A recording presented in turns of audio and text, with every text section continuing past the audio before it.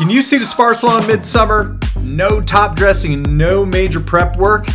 It's May 31st and I'm back on this project lawn. And the backyard, super sparse, has a ton of bald spots throughout. And like many of you guys out there, I don't have a ton of time. So today, we're gonna put this yellow Barenbrug bag to the test and seed some tall fescue, doing the bare minimum. Let's see how well this works out. I recently diagnosed this lawn as being severely overwatered over the past couple of years. Now, my prediction was that they have groundwater, and I'm not confident they'll be able to solve this problem and keep their existing bluegrass without using a ton of fungicide throughout the season. That'd get really pricey. Now, I feel like the best thing to do is just to plant some tall fescue, considering there is existing tall fescue in the lawn that's thriving. All right, so we're here on the back side. Mine out of the gutter, please. So we're here in the backyard. I'm losing daylight. I'm sure you can see this. We do not have a lot of thatch here. We just have actually a lot of groundwater. It looks like my prediction was correct. I talked to the homeowner. They're only watering like 3 minutes every other day, which doesn't warrant this much water. So we've definitely got some sort of groundwater everywhere.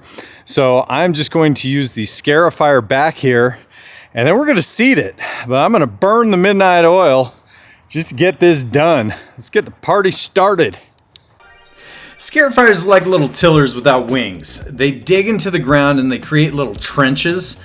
Their primary purpose is actually to remove thatch or excess root mass. Now in our case, we're using it to dig little trenches for the seed to fall into. Now I'm gonna run this machine 2 directions, horizontally and then vertically on my second pass. Now this is to create space for the seed to fall into. Now since we have an existing lawn, it will pull up thatch that we'll need to discard. Now I usually just blow this off with a blower to keep it simple, and then I throw it away.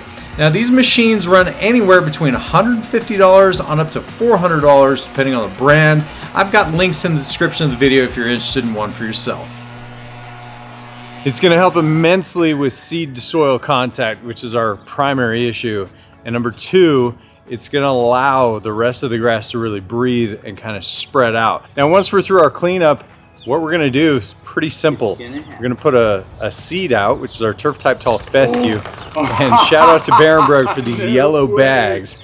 Pretty awesome product, easy to seed, fast germination, and that's what we're looking for. We're going to treat this lawn as if there was no existing grass here. Now I'm going to put 5 to 7 pounds of seed per 1,000 square feet. Now keep in mind, this is Barenbrug tall fescue, and this species is very similar to bluegrass in the fact that over the next 6 months, it's going to spread and thicken outward, similar to bluegrass. Now in the bald areas, I'm spreading a heavy coat, about 10 to 12 pounds per 1,000 square feet, just to make sure that it all fills in properly. Now if you look here, each seed has enough space. The one thing that you want to be careful of is that you're not crowding. You're not getting seed just dumped on top of each other. Now, I've been stepping on this because I don't have a roller, and that's the next best thing.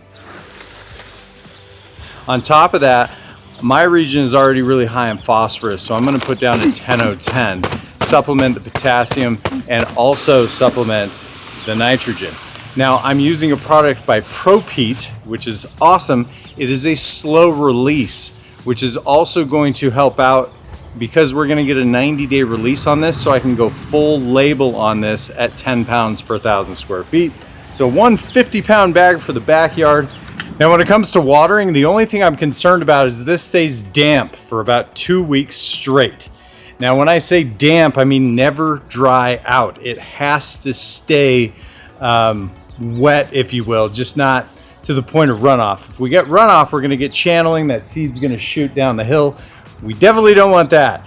Ideally, what we'd like to do is to come back, put a small layer of topsoil on top of this seed. I just don't have time to do that. But a lot of times I've seeded, and as long as I get a good enough compaction in there, it's really not going to matter. So we're going to see how this goes. The RTF tall fescue, it germinates very quickly, and I have high expectations for this lawn. So we're about 6 weeks out post seeding, and I am extremely excited to see how that RTF is coming along inside this cut. What I can tell you, just off of my first view, it's looking really good. Now keep in mind, I left this property for dead. Like this is the first that I'm seeing of it. We've got grass, and we've got grass everywhere. Now, if you remember right, we had bald spots through this entire cut. And it's come in and it's pretty thick. Like, I'm kind of surprised at how well it's really done. But this Barenbrug RTF Fescue, it's dark. I haven't done any fertilization to it. And you can see we're dealing with a ton of weeds, and this is a normal part of the seeding process. This is a good win. It was hot outside, the temperatures were spiking, and our seed germination, I dare say we got like 90% on this seed yield, and it's looking good. Our tough spots, we had a bunch of tough spots, but let's look at this spot over here. This one, it was bald. That whole area was completely bald, and that RTF just took off. We have a couple of problem spots that aren't our fault. It looks like the lawn mowing company dug some ruts in here, and you can tell because of the way that the grass is pushed back. You can see the skid mark throughout this area. It's the same thing right here. But ultimately, this grass is looking good. I mean, look at this entire top section here. The only problem that we really have is a slight sprinkler issue right here in this hot spot, right here. So we just need to adjust the sprinklers a little bit. Now, during the diagnostic video, we talked about this area being a flood zone, right? And it is. It's squishy. I talked to the homeowner, and he's literally watering like 3 minutes a station, 3 to 4 times per week. That's it. It's next to nothing. But then we have these random hot spots. I knew there was going to be a few things that we just kind of have to work around. That one's going to be a little bit tough right now. But for the most part, I'm super stoked about this project. But now we've got a whole other subset of problems that we got to conquer, like this one. It's hot outside and we got a ton of weeds, which is gonna be the next part of this series. Can you spray herbicide when it's hot outside? If you guys have any questions, comments, or concerns, hit me up in the comments down below. You know I'd love to help you guys out. Until next time, guys, it's Pest and Lawn Ginja. We're slaying lawns. Star sighting. Star sighting. Sir, is this Brandon Pierce? Is this Brandon Pierce from Brandon Pierce on YouTube? Freaking slaying a lawn? Dude, gotta do the lawn game now. Freaking slaying lawns. Anybody can do it, okay? Anybody can slay a lawn.